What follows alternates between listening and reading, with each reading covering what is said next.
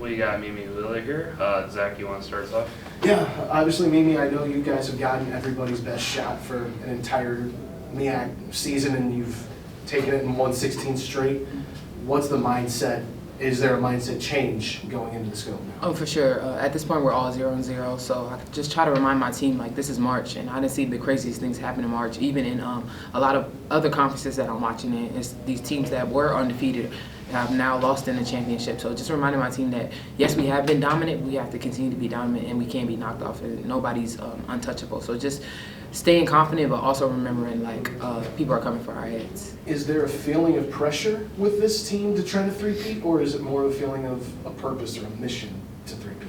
It's more of a mission. There's no pressure. We've been here before. Like, we felt pressure last year when we did it once, and they didn't know if we were going to do it again. So there's really no pressure, especially like with my graduates and my seniors. We all feel like the importance. I think it's a little bit of pressure on the younger crew because, like, I just try to remind them when you're going out there to play, like, remember that this your last year playing with us. So, like, if you don't have no motivation, make sure you play for us because we're all pretty close. So, like, I think that keeps them motivated and ready to get on the court. Jumping off that point, considering that, you had your senior night, like, this is the last ride, did it hold any more weight, like, I really want to go get a conference tournament championship this time around, or is it the same feeling that it's been for the past 2 years? No, it definitely holding more weight because the last 2 years that we won that I've been here, we didn't go undefeated. So it was just, like, very important that we knocked off Howard that last thing. And then just me knowing that's my last time playing in the scope, it is very important that I come out with a W. Given the, I've seen you guys be excited at the watch parties and with the banners and cutting down the nets and everything like that. Mm-hmm. Are you, chasing that feeling again? Mm-hmm. And are you telling maybe the newer girls on the team, like, this is the feeling that you want to feel, or is it different? No, I was chasing that feeling always. I mean, I just remember my first time winning. It was amazing. I've probably never been that happy. We were all very happy, but we're also chasing something else beyond. After the tournament, after this is our third time. If we go in, this our third time winning, like, we want to have new goals, new expectations. We want to have the same ceiling for each other. So we definitely have more goals than we did last year. What's different about this team from maybe a year ago, or is there nothing different about this team? It's a lot. My team is a lot different. I would say that everybody is playing for one another, and also we all have the same goal. Last year, everybody didn't have the same goal. We had a couple seniors that didn't know if they was coming back, and it was just a lot of different things going on. But I think, like, right now we're one band, one sound. All things considered, right, I think it's, fifth in the mid-major top 25, mm-hmm. right? And there's been so much to look at with the SEC wins this year and the fact that, if you guys win the MEAC tournament, you may not be a 15 seed, mm-hmm. maybe a lot higher than that, right? So is there any sort of, like, not to ask the question that he just asked, but, like, I guess pressure in that sense of, like, there's really an opportunity here that if you make the NCAA tournament that you could get a very favorable game? Yeah, well, I would say it's a lot of pressure when it comes to that. We kind of been preparing for that all year. That's why our schedule was built the way it was built, and we knocked off a few key teams that we could have knocked off more, but it's just really us trying to get that good ranking. So it's important that we go into this tournament and know, like, yes, we want to win. We want to focus on the goal, and that's winning these next 3 games. But after that, we have much bigger plans and being able to get a chance to not be a 15 seed or a 14 seed either. We kind of want to get up there. So, and a lot of other conferences have been losing, so it's like we're watching these games and we're like, dang, these teams are getting knocked off and it has a better chance for us, but we also have to finish the goal.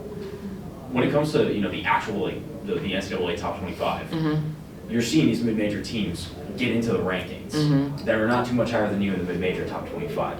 What do you think that says about the state of mid-major basketball right now? It's getting excited. I think basketball in general is getting excited. It's not the same anymore. You don't have to go to a Power 5 school to be dominant. There's keys and tools here. The transfer portal is open. The NIL money is open. So anybody, you can go to any school and really do what you want to do, but you got to be able to have the determination. It doesn't just happen overnight. Mimi, why has that never tempted you? Why has this been the right place for you rather than taking a transfer portal or an NIL money?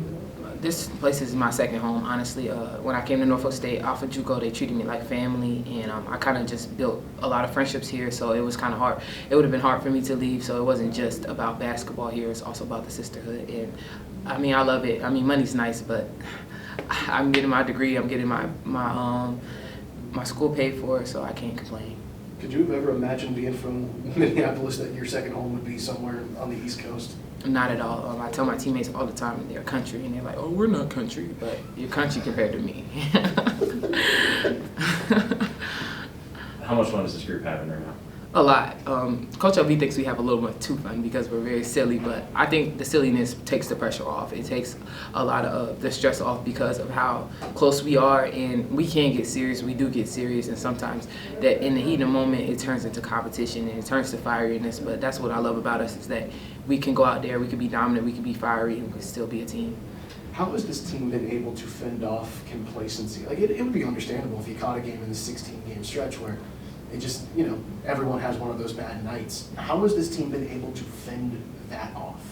Just staying each other, trying to keep each other motivated, honestly. Between conferences, we kind of, like going through the second round of conferences, we were more dominant than the first round because of our mindset. We came in the first round of conferences like, okay, we know we're going to beat these teams, so let's just go out here and just play basketball. But it's all about executing the game plan. It's all about being disciplined on defense, and I think that's why the second half we kind of dominated a little bit more because we're sticking to the game plan. We're finding our strengths and our weaknesses, and we were kind of just playing basketball, but also sticking to principles that's going to help us win when teams aren't.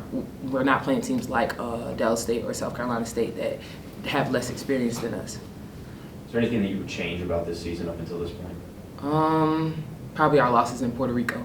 Yeah. I wish we didn't lose those, but we needed those to be where we are today. So I won't say that I regret them, but those were 2 losses that we didn't need. What kind of legacy do you feel like you all have or are in the process of still building right now with this program? I think we're building like a HBCU powerhouse, honestly, and just trying to get the recognition. A lot of people don't know about Norfolk State women's basketball. They might have heard of us a little bit. They might have 2 years ago, Don Staley mentioned us, so like people still remember us from 2 years ago. But if they think that we're the same team from 2 years ago, they're really mistaken. I think we are a lot better. I think we're a lot stronger, and I think this program is going to continue to grow. Coach said that this specific senior class has really set the program forward years and how this will change recruiting for him. Mm-hmm. Do you think about that at all? Oh yeah, I taught him all the time, telling him he need to put me, Naya, Coy, a big picture in his office. Let him know we are the best players he ever gonna have, and he likes us too. He tries to act like he doesn't like us, but he likes us. And I just wanna, this place has really been, like I said, became a family for me. So like just leaving my legacy here means a lot to me, and I want to be able to continue to give back even after I'm gone. What message would you have for those who are thinking about coming to Norfolk State? You're going to have a lot of fun here, you're going to work hard, and you're going to continue to push the legacy, continue to break the ceiling, and continue to build the culture. You got Diamond watching you right now? Yeah, she a hater. She one of my biggest haters, but she also my biggest fan. Wow.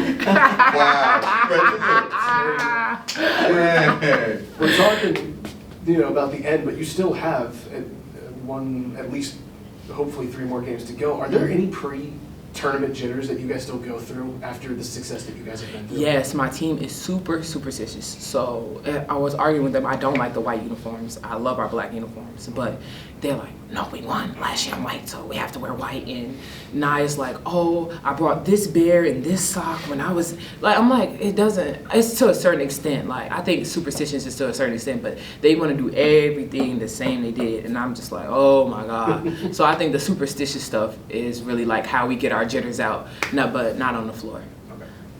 Y'all look too funny. Thanks, man. Thank you.